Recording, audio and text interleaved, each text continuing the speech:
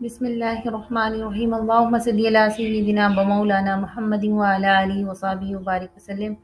اللہ رب العزت کا بے پایا شکر، اس کے محبوب علیہ الصلوۃ والسلام کی رحمت واسعہ کا تصدق۔ رمضان المبارک کی ان عظیم ساعتوں میں بحمد اللہ تعالیٰ ہم دورہ قرآن کی سعادت حاصل کر رہے ہیں۔ آج ہم اپنا پارہ نمبر 23 ومالیہ لا اعبد الذی فطرنی والیہ ترجعون کو انشاءاللہ پورا مکمل دیکھیں گے۔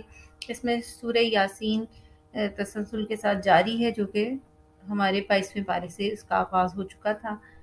پہلے ہم ذکر کر آئے تھے حبیب نجار کے حوالے سے، اب وہی واقعہ آگے جاری ہے۔ اور اس کا ترجمہ کیا ہے؟ اس کی پہلی آیت ہے وَمَا لِيَ لَا أَعْبُدُ الَّذِي فَطَرَنِي وَإِلَيْهِ تُرْجَعُونَ، اور مجھے کیا ہے کہ میں اس ذات کی عبادت نہ کروں جس نے مجھے پیدا فرمایا اور تم سب اسی کی طرف لوٹائے جاؤ گے۔ اگلی آیت کا اور اس سے اگلی آیات میں انہی حضرت حبیب نجار جو ہیں انہی کا واقعہ ذکر کیا جا رہا ہے۔ معبودوں کی چھوڑ کر ہمیشہ سے اور رسولوں کے دین پر ہو، تو انہوں نے جواب میں کہا کہ مجھے کیا ہوا کہ میں اس کی عبادت نہ کروں جس نے مجھے پیدا فرمایا ہے، اور میں اللہ کو چھوڑ کر معبود بنا لوں۔ اگر خدائے رحمان مجھے کوئی تکلیف پہنچانا چاہے تو نہ مجھے ان کی سفارش کچھ نفع پہنچائے گی اور نہ ہی یہ معبود مجھے چھڑا سکیں گے، تب میں کھلی گمراہی میں ہوں گا، اور میں تو اپنے رب پر ایمان لے آیا ہوں، تم بھی مجھے غور سے سنو۔ تو کافروں نے تو انہیں شہید کر دیا، اور ان سے کہا گیا کہ اللہ رب العزت نے فرما دیا کہ بہشت میں آ جائیں، اور حبیب نجار نے کہا اے کاش میری قوم کو معلوم ہو جاتا۔ بڑے افسوس سے قال یا لیت قومی یعلمون، ہائے حسرت اور افسوس کہ کاش وہ میری قوم کو یہ بات معلوم ہو جاتی۔ بما غفر لی ربی وجعلنی من المکرمین، کہ میرے رب نے میری مغفرت بھی فرما دی اور مجھے عزت اور قربت والوں میں شامل بھی فرما دیا۔ شہادت کے بعد اللہ تعالیٰ کی طرف سے حبیب نجار کو جنت میں داخلے کی یہاں خوشخبری سنائی گئی۔ جنت میں داخلے سے مراد یہ کو تو حشر نشر کے بعد ہونا ہے، لیکن کچھ لوگوں کو عالم برزخ میں یعنی قبر کی زندگی میں بھی جنت کی نعمتیں عطا کی جاتی ہیں، اور اس سے یہی مطلب مراد دیا جاتا ہے۔ جب حبیب نجار نے جنت کی نعمتیں دیکھی تو پھر انہیں افسوس ہوا کہ ہے کاش میری قوم کو بھی معلوم ہو جائے کہ مجھے کن نعمتوں سے نوازا گیا ہے۔ آگے ذکر کیا جا رہا ہے ان کا عذاب ایک سخت چنگاڑ کے سوا اور کچھ نہ تھا، بس وہ اسی دم مر کر کوئلے کی طرح بجھ گئے۔ اللہ رب العزت نے فرمایا کہ ہم نے قوم پر آسمان سے فرشتوں کا کوئی لشکر نہیں اتارا، ان کے لیے تو ایک چنگاڑ کافی تھی۔ یہ اس کی خوف ناک اور چیخ سن کے، چنگاڑ سن کے ہی ان کے دل ان کے سینوں میں پھٹے، اور یہ ان کی تباہی کی وجہ بن گئی جنہوں نے رب تعالیٰ کی تکذیب کی اور رسولوں کا مذاق بنایا۔ آیت نمبر 33 میں ارشاد فرمایا گیا وَآيَاتٌ لَهُمُ الْأَرْضُ مَيْتَةٌ أَحْيَيْنَاهَا وَأَخْرَجْنَا مِنْهَا حَبًّا فَمِنْهُ يَأْكُلُونَ، اور ان کے لیے ایک نشانی مردہ زمین ہے جسے ہم نے زندہ کیا، اور ہم نے اس سے اناج کے دانے نکالے، پھر وہ اس میں سے کھاتے ہیں۔ یہاں پر اناج کا ذکر ہے، اناج سے مراد بہت سارے اجناس اس میں آتے ہیں، گندم، جو اور تمام انواع و اقسام۔ تو یہاں پر روٹی کا ذکر کیا گیا کہ ہم نے ان کے دانے عطا کیے، اس سے وہ کھاتے ہیں، یعنی جو روٹی بنا کر کھائی جاتی ہے۔ روٹی کے لیے اس کی تعظیم اور تکریم کے حوالے سے ارشاد ہوتا ہے۔ بریدہ اپنے والد رضی اللہ تعالیٰ عنہ سے روایت کرتے ہیں کہ رسول اللہ صلی اللہ علیہ وسلم نے فرمایا روٹی کی تعظیم کرو، کیونکہ اس کو اللہ تعالیٰ نے آسمان کی برکتوں سے نازل فرمایا ہے اور اس کو زمین کی برکتوں سے نکالا ہے۔ اگلی تمام آیات میں بھی اللہ تعالیٰ نے اپنی نشانیاں، اپنی توحید کے دلائل قائم کیے کہ مردہ زمین سے ہم نے اناج اور غلہ پیدا کیا، پھر کھجورے انگور بنائے، اس کے باغات اور اس میں چشمے جاری کیے، پھل کھائیں تاکہ اس سے، اور پھر اس کے بعد اللہ کا شکر ادا کرے۔ پھر اللہ تعالیٰ فرماتے ہیں کہ جس نے سب چیزوں کے جوڑے پیدا کیے جنہیں زمین اگاتی ہے، خود ان کی جانوں سے بھی اور ان چیزوں سے بھی جنہیں وہ نہیں جانتے، ایک نشانی ان کے لیے رات اور دن کا نظام بنایا، اور سورج جس طرح اپنی منزل مقررہ تک پہنچتا ہے اور پھر اس کے بعد چاند کی حرکت اور گردش کی منزلیں طے کی، سورج کی مجال نہیں کہ وہ اپنا مدار چھوڑ کر چاند کو جا پکڑے، نہ ہی رات دن سے پہلے نمودار ہو سکتی ہے۔ ان کے لیے ایک نشانی ہے کہ ہم نے ان کے آباء و اجداد کو جو ذریت آدم تھے بھری کشتی نوح میں سوار کر کے بچا لیا۔ یہ اللہ رب العزت نے یہ سارا ذکر فرمایا اپنی توحید کے حوالے سے کہ یہ محض جو ہے یہ صرف حادثاتی طور پہ یہ کائنات وجود میں نہیں آئی، بلکہ ایک مستقل ایک نظام تھا۔ اس نظام میں اس قدر باریکیاں، مصلحتیں اور حکمتیں کہ بغیر کسی عظیم مدبر کے اس کے وجود کو فرض قرار نہیں دیا جا سکتا۔ آیت نمبر 51 میں ذکر کیا گیا वनुफ़िख़ फ़िस्सूरि फ़इज़ा हुम मिनल अजदासी इला रब्बिहिम यंसिलून, और जिस वक्त दोबारा सूर फूंका जाएगा तो वो फौरन कब्रों से निकल कर अपने रब की तरफ दौड़ पड़ेंगे। यहाँ पर एक बार पहले सूर फूकने का जिक्र पहले गुजर चुका, अब दोबारा सूर फूकने का जिक्र किया जा रहा है। और यहाँ पर वो सिर्फ एक होलनाक आवाज़ का इंतज़ार कर रहे होंगे जो उनको अचानक पकड़ लेगी। इससे मुराद ये है कि सूर को फूंकने से क़यामत वाक़या हो जाएगी और उसके बाद दोबारा सूरज फूंका जाएगा तो सब मुर्दे ज़िंदा होकर अपने रब की तरफ दौड़ पड़ेंगे। इसका ज़िक्र हदीस पाक में भी मिलता है। हज़रत अबू हुरैरा रज़ियल्लाहु ताला अन्हु बयान करते हैं कि रसूलुल्लाह सल्लल्लाहु अलैहि वसल्लम ने फरमाया, दोबारा सूर फूंकने के दरमियान 40 का वक्फा होगा। लोगों ने कहा, अबू हुरैरा 40 दिन या 40 माह? उन्होंने कहा, मैं नहीं कह सकता। लोगों ने कहा, 40 साल? उन्होंने कहा, मैं नहीं कह सकता। फिर अल्लाह ताला आसमान से पानी नाजिल फरमाएगा जिससे लोग इस तरह उगेंगे जिस तरह सब्जा उगता है। हज़रत अबू हुरैरा ने कहा, एक हड्डी के सिवा इंसान के जिस्म की हर चीज़ गल जाएगी और वो दुम की हड्डी का सिरा है और क़यामत के दिन उसी से इंसान को दोबारा बनाया जाएगा। आयत नंबर 65 में ज़िक्र किया गया, अल-यौम नख्तिमु अला अफ़वाहिहिम व तुकल्लिमुना अयदीहिम व तशहदु अर्जुलुहुम बिमा कानू यक्सिबून। आज हम उनके मुँहों पर मोहर लगा देंगे और उनके हाथ हमसे बातें करेंगे और उनके पाँव अमाल की गवाही देंगे जो वो कमाया करते थे। यहाँ पर ज़िक्र किया जा रहा है कि मुजरिमों के अज़ा उनके खिलाफ गवाही तलब करेंगे।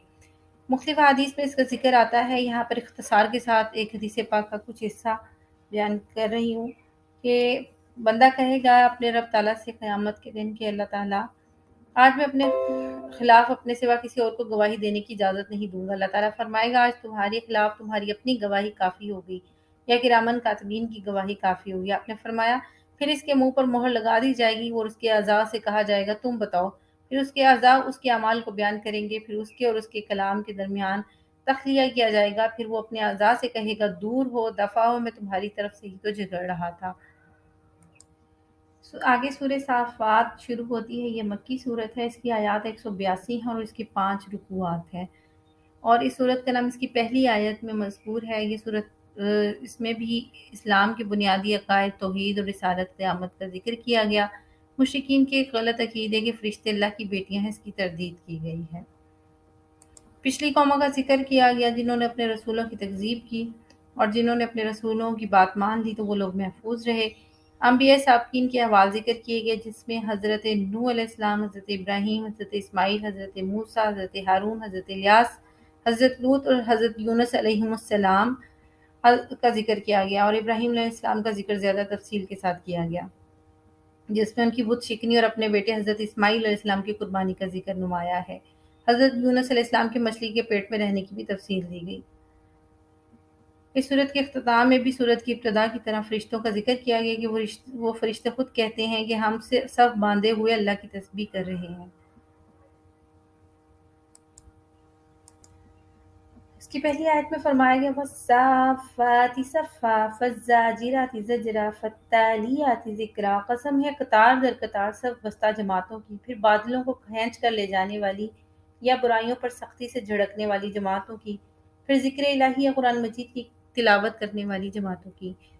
यहाँ पर अल्लाह ताला ने फ़रिश्तों की 3 कस्में खाईं। कसम है उन फ़रिश्तों की जो सफ़े बांध कर खड़े होते हैं, उन फ़रिश्तों की जो डांट डपट करते हैं, यानी शयातीन जब आलम बाला की तरफ जाने की कोशिश करते हैं तो ये फ़रिश्ते उनको रोकते हैं। और कसम है उन फ़रिश्तों की जो तिलावत करते हैं ज़िक्र की। यहाँ मुशरिकीन की तरदीद फरमाई इसलिए कि मुशरिकीन मक्का में से एक तबका मलाइका की इबादत करता था, एक तबका फ़रिश्तों को अल्लाह ताला की बेटियाँ कहता था।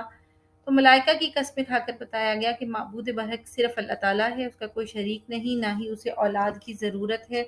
और फ़रिश्ते तो खुद सफ़ बसफ़ खड़े होकर अल्लाह रब्बुल इज़्ज़त की तस्बीह बयान करते हैं और वही माबूद है सबका। आयत नंबर 24 में फरमाया गया, वक़िफ़ूहुम इन्नहुम मसऊलून, और इन्हें सिरात के पास रोको और ठहराओ, इनसे पूछगछ होगी। यहाँ पर जिक्र किया जा रहा है कि फ़रिश्तों से कहा जाएगा इनको पुल सिरात पर रोक लो हत्ता कि इनसे इनके अक़वाल और अमाल के मुतालिक सवाल किया जाएगा जो दुनिया में ये करते आए थे।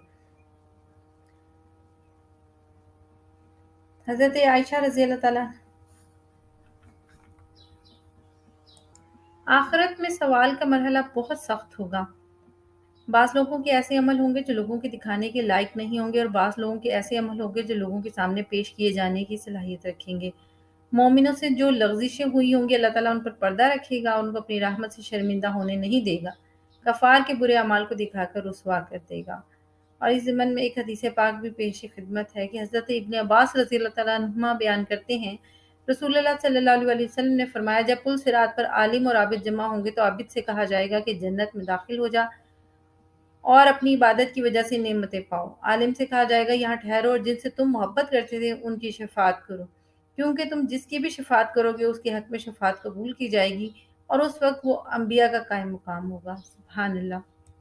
آیت نمبر 40 میں اہل جنت کا رزق کے حوالے سے ذکر کیا گیا اور ان کو جو نعمتیں ملیں گی، الا عباد اللہ المخلصین، ہاں اللہ کے وہ منتخب اور برگزیدہ بندے جنہیں نفس و نفسانیت سے رہائی مل چکی، ان کے لیے صبح و شام رزق کے خاص مقرر ہے، میوے اس میں ہوں گے ان کے لیے اور تعظیم و تکریم ہوگی، نعمتیں رحمتوں کے باغ میں ہوں گے، تختوں پر مسند لگائے آمنے سامنے جلوہ افروز ہوں گے، چھلکتی ہوئی شراب طہور ان کے جام کا دور چل رہا ہوگا جو نہایت سفید ہوگی، پینے والوں کے لیے سراسر لذت ہوگی، اس میں کسی قسم کا کوئی سر چکرانا یا تکلیف نہیں ہوگی، اور ان کے پہلو میں نگاہیں نیچے رکھنے والی بڑی خوبصورت آنکھوں والی حوریں بیٹھی ہوں گی، وہ سفید اور دلکش رنگت میں ایسے لگیں گی گویا کہ وہ گرد و غبار سے محفوظ انڈے رکھے ہوں، پھر وہ جنتی آپس میں متوجہ ہو کر ایک دوسرے سے حال احوال دریافت کریں گے۔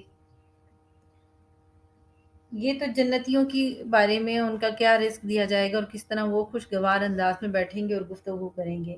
اس کے بعد آگے چل کر آیت نمبر 62 میں ذکر کیا گیا کہ جو بھلا یہ خلد کی مہمانی بہتر ہے یا زقوم کا درخت، بے شک ہم نے اس درخت کو ظالموں کے لیے بنایا ہے، یہ ایک درخت ہے جو دوزخ کے سب سے نچلے حصے سے نکلتا ہے، گویا کہ بدنما شیطانوں کے جیسے سر ہوں اس قسم کا ہے، دوزخی اس میں سے کھانے والے اسی سے پیٹ بھریں گے اور ان کے کھانے پر پیپ کا ملا ہوا نہایت گرم پانی ہوگا جو انتڑیوں کو کاٹ دے گا، اور پھر یہ کھانا کھانے کے بعد پھر یہ یقیناً ان کو دوزخ کی طرف ہی پلٹنا ہوگا۔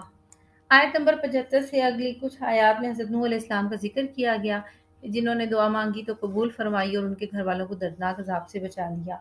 پھر اس کے بعد حضرت ابراہیم علیہ السلام کا قصہ بیان کیا جا رہا ہے آیت نمبر 83 اور 84 میں، کہ وہ حضرت ابراہیم علیہ السلام جب ان کی قوم میلے پر گئی تو پھر آپ نے پیچھے سے بت شکنی کی، بتوں کو توڑ دیا، اور پھر اس کے بعد اللہ تعالیٰ نے ابراہیم علیہ السلام کو امتحان میں کامیابی عطا فرمائی۔ وہ کون سا امتحان تھا؟ آیت نمبر 102 میں اس کا ذکر ہے کہ جب ابراہیم علیہ السلام کی دعا سے اللہ نے آپ کو حضرت اسماعیل علیہ السلام عطا کیے تو آپ نے خواب میں دیکھا کہ آپ انہیں ذبح کر رہے ہیں، آپ نے اپنے بیٹے سے رائے لی، بیٹے نے فرمایا جو آپ نے دیکھا ہے کر گزریے، یہ گرچہ خواب تھا لیکن انبیاء کے خواب وہی ہوا کرتے ہیں۔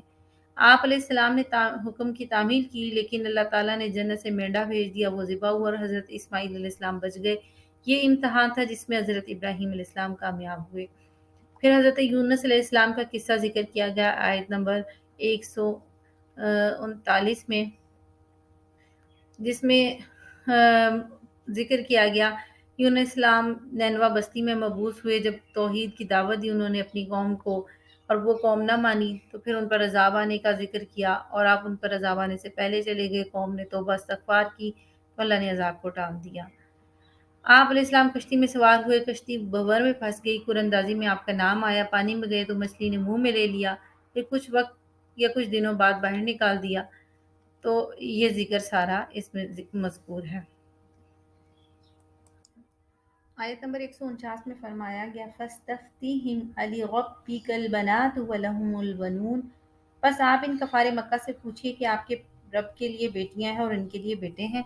شروع صورت میں بھی یہ بیان ہوا کہ مشرکین فرشتوں کو اللہ کی بیٹیاں ثابت کرتے تھے، یہاں پر بھی اس کی تردید کی جا رہی ہے، اور یہ کیسا انصاف ہے کہ یہ لوگ لڑکیوں کو پسند ہی نہیں کرتے، شرم کے مارے زندہ دفن کر دیتے ہیں، لیکن جب اللہ تعالیٰ کے لیے ثابت کرتے ہیں تو بیٹیاں ثابت کرتے ہیں۔ اللہ کو تو نہ بیٹوں کی ضرورت ہے نہ بیٹیوں کی، اللہ ان تمام چیزوں سے پاک ہے۔ اور آخر میں اس سورہ مبارکہ کے اللہ پاک نے پھر فرمایا سبحان ربک رب العزت عما یصفون وسلام علی المرسلین والحمد للہ رب العالمین۔ آپ کا رب جو عزت کا مالک ہے ان باتوں سے پاک ہے جو یہ بیان کر رہے ہیں، یعنی ان کے مشرکین اور منکرین کی تردید فرمائی کہ اللہ کی بیٹیاں ہیں، اللہ تعالیٰ ان سب چیزوں سے پاک ہے، اور آگے فرمایا اور تمام رسولوں پر سلام ہو۔ ان انبیاء علیہ السلام کو یہ لوگ نہیں مانتے تھے، لیکن اللہ رب العزت ان پر سلامتی بھیج رہا ہے، اور سب تعریفیں اللہ ہی کے لیے ہیں جب وہ تمام جہانوں کا پالنے والا ہے۔ آخر میں بھی اللہ رب العزت نے اپنی تعریف بیان کی اور اپنے لیے توحید کو پسند فرمایا۔ انس بن مالک رضی اللہ تعالیٰ عنہ بیان کرتے ہیں کہ رسول اللہ صلی اللہ علیہ وسلم نے فرمایا، جب تم مجھ پر سلام بھیجو تو تمام رسولوں پر سلام بھیجو، کیونکہ میں بھی تمام رسولوں میں سے ایک رسول ہوں۔ حضرت ابو سعید خدری بیان کرتے ہیں رسول اللہ صلی اللہ علیہ وسلم سلام پھیرنے سے پہلے یہ تینوں آیات پڑھا کرتے تھے، اور حضرت علی رضی اللہ تعالیٰ عنہ فرماتے ہیں کہ جو شخص یہ پسند کرتا ہو کہ قیامت کے دن اس کے اعمال کا وزن بڑے اعلی پیمائش میں کیا جائے، اسے چاہیے کہ وہ اپنی گفتگو کے آخر میں یہ 3 آیتیں پڑھے: سبحان ربک رب العزت عما یصفون وسلام علی المرسلین والحمد للہ رب العالمین۔ آگے سورہ صاد شروع ہو رہی ہے، اس کی آیات 88 ہیں اور اس کے 5 رکوعات ہیں۔ یہ سورت جو ہے مکی ہے، اور اس سورت میں ذکر کیا گیا کچھ امتوں کے حوالے سے، سرکش اور متکبر امتیں جنہوں نے رسولوں کے ساتھ تکبر کیا اور انہیں ملیہ میٹ کر دیا گیا۔ پھر مزید بتایا گیا سورت میں کہ یہ دنیا محض عبث اور فضول نہیں ہے۔ پھر آگے حضرت داؤد علیہ السلام کا اجتہادی خطا کا ذکر کیا، ان کی توبہ اور استغفار کا ذکر فرما کر اللہ نے جو ان پر احسان فرمایا، ان کو معاف فرمایا، اس کا ذکر ہے۔ حضرت سلیمان علیہ السلام کی سلطنت کی وسعت، ان کی دولت حشمت کا ذکر فرمایا۔ پھر نبی کریم صلی اللہ علیہ وسلم کو تسلی دی جاتی ہے کہ وہ اس پر صبر کریں جو کفار ان کے ساتھ معاملہ کر رہے ہیں، کیونکہ باقی نبیوں کو بھی اس دنیا میں بہت ساری مشکلات اٹھانی پڑی، لیکن اللہ نے نبیوں کو سرخرو فرمایا۔ آخر میں بتایا یہ جا رہا ہے کہ آپ اللہ تعالیٰ کی طرف سے صرف عذاب سے ڈرانے والے ہیں۔ جو لوگ آپ کے پیغام توحید کی تکذیب کر رہے ہیں اور تکبر کی بنا پر آپ پر ایمان نہیں لا رہے، وہ ابلیس کی پیروی کر رہے ہیں، ان کا انجام وہی ہوگا جو ان کے پیروکاروں کا ہوگا۔ یہاں آیت مبارکہ میں ذکر ہوا جعل الآلہۃ الہا واحد، کہ ان سب نے سب معبودوں کو ایک معبود بنا لیا ہے۔ جب نبی کریم صلی اللہ علیہ وسلم کے چچا جان ابو طالب کے پاس قریش مکہ کے مشرکین آئے اور انہوں نے آ کر آپ سے ڈائلاگ کیا کہ آپ اپنے بھتیجے کو سمجھا لیں کہ وہ ہمارے بتوں کو برا نہ کہیں، ہم ان کو دین پہ چلنے سے منع نہیں کریں گے۔ حضرت ابو طالب نے نبی کریم صلی اللہ علیہ وسلم سے بات کی تو آپ نے فرمایا کہ میں انہیں کلمہ حق کی دعوت نہ دوں جس سے پورا عرب و عجم ان کے سامنے سرنگوں ہو جائے۔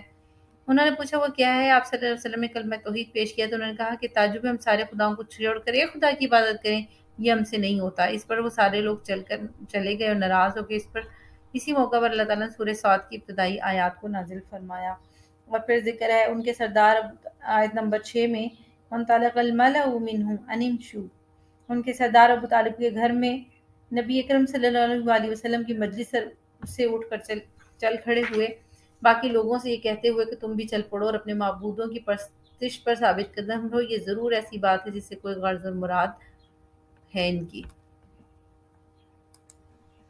آگے حضرت سلیمان علیہ السلام کا ذکر کیا جا رہا ہے آیت نمبر 31 میں اِذْ عُرِضَ عَلَيْهِ بِالْعَشِيِّ السَّافِنَاتُ الْجِیَادُ، جب ان کے سامنے شام کے وقت نہایت سبک رفتار عمدہ گھوڑے پیش کیے گئے۔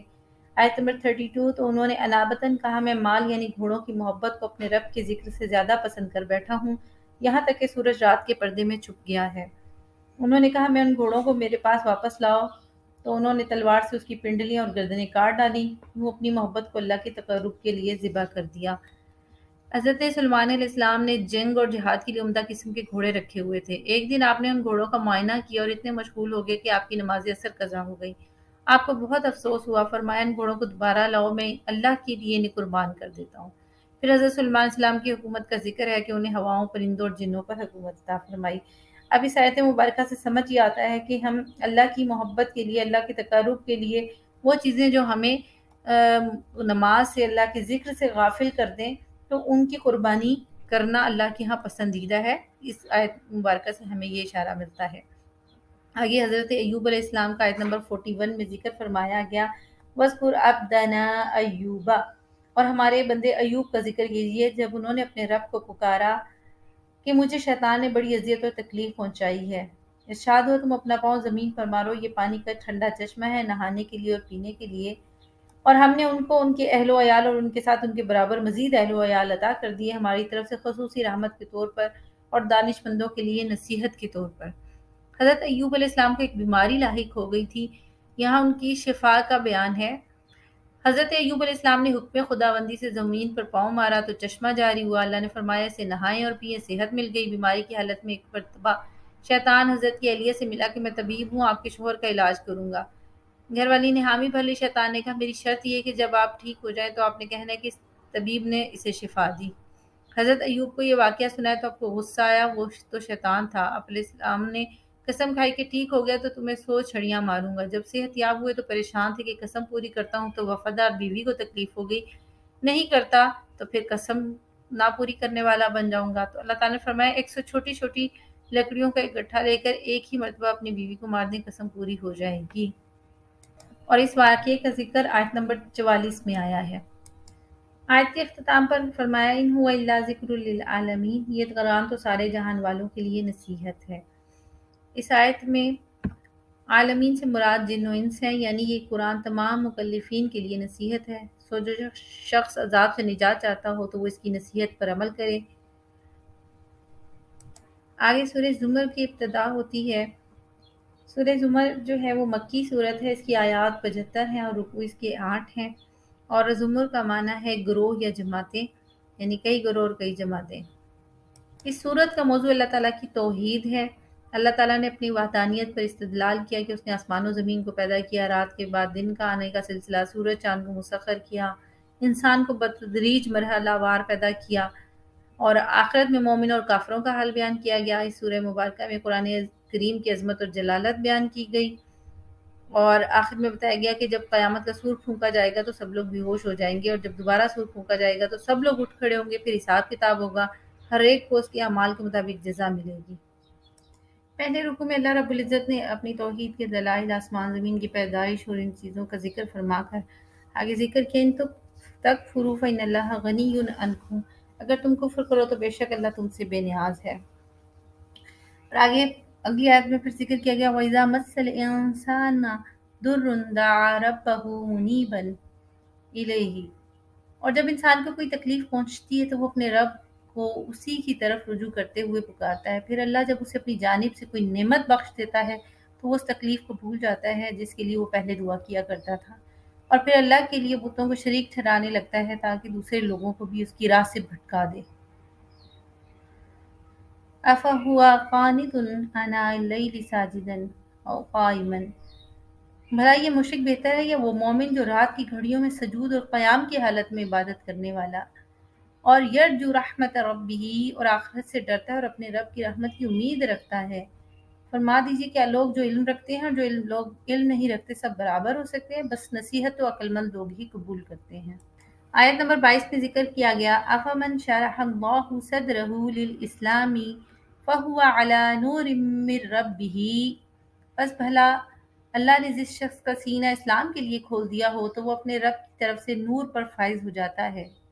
اس کے برعکس بس ان لوگوں کے لیے ہلاکت ہے جن کے دل اللہ کے ذکر کے فیض سے محروم ہو کر سخت ہو گئے، یہ لوگ کھلی گمراہی میں ہیں۔ اللہ تعالیٰ جب کسی شخص کا اسلام کے لیے سینہ کھول دیتے ہیں تو وہ اللہ کی طرف سے خاص اور نور روشنی پر ہوتا ہے۔ جب یہ آیت نازل ہوئی تو صحابہ کرام نے پوچھا یا رسول اللہ شرح صدر کا کیا معنی ہے؟ آقا علیہ الصلوۃ والسلام نے فرمایا اللہ اس بندے کے قلب کو وسیع فرما دیتے ہیں، یعنی احکام شریعت کو سمجھنا پھر ان پر عمل کرنا اس بندے کے لیے آسان ہو جاتا ہے۔ صحابہ کرام نے اس کی نشانی پوچھی تو فرمایا جنت کی طرف انسان کا رجوع ہوتا ہے، دنیا کے دھوکے سے بچتا ہے اور موت کے آنے سے پہلے موت کی تیاری کر لیتا ہے۔ آیت نمبر 23 میں اللہ پاک نے ارشاد فرمایا اللہ نزل احسن الحدیث، اللہ ہی نے بہترین کلام نازل فرمایا ہے جو ایک کتاب ہے جس کی باتیں نظم اور معنی میں ایک دوسرے سے ملتی جلتی ہیں، جس کی آیتیں بار بار دہرائی گئی ہیں، جس سے ان لوگوں کے جسموں کے رونگٹے کھڑے ہو جاتے ہیں، اور جو اپنے رب سے ڈرتے ہیں پھر ان کی جلدیں اور دل نرم ہو جاتے ہیں اور رقت کے ساتھ اللہ کے ذکر کی طرف وہ محو ہو جاتے ہیں۔ یہ اللہ تعالیٰ کی ہدایت ہے اور وہ جسے چاہتا ہے اس کے ذریعے رہنمائی فرماتا ہے، اور اللہ جسے گمراہ کر دیتا ہے یعنی گمراہ چھوڑ دیتا ہے تو اس کے لیے کوئی ہادی نہیں ہے۔ اس آیت مبارکہ میں قرآن مجید کی فصاحت اور بلاغت کے بارے میں ذکر کیا گیا، اور اس کے اندر جو حکمتیں بیان کی گئیں اور جو آیات باہم ایک دوسرے کی تصدیق کرتی ہیں اس کا ذکر کیا گیا۔ نیز فرمایا گیا کہ اس کے مضامین بار بار دہرائے جاتے ہیں، خصوصاً نماز اور زکوٰۃ کے حکم کو، آسمان اور زمین کے احوال کو بار بار دہرایا گیا۔ ان سے اللہ تعالیٰ کی توحید پر استدلال کیا گیا، جنت اور دوزخ، لوح اور قلم، ملائکہ، شیاطین، عرش اور کرسی، وعدہ اور وعید، امید اور خوف کے مضامین کا بار بار ذکر کیا جا رہا ہے۔ اور اس کے بعد فرمایا گیا اس سے ان کے جسموں کے رونگٹے کھڑے ہو جاتے ہیں جو اپنے رب سے ڈرتے ہیں، پھر ان کے جسم اور ان کے دل اللہ کے ذکر کے لیے نرم ہو جاتے ہیں، کہ جب بندہ قرآن مجید کی آیات کو سنتا ہے تو اس پر خوف اور ہیبت طاری ہو جاتی ہے، اس کا جسم لڑنے لگتا ہے، خوف کے غلبہ سے اس کے جسم کے رونگٹے کھڑے ہو جاتے ہیں، اللہ تعالیٰ کی رحمت کے حصول کا سبب بنتی ہیں یہ سب چیزیں۔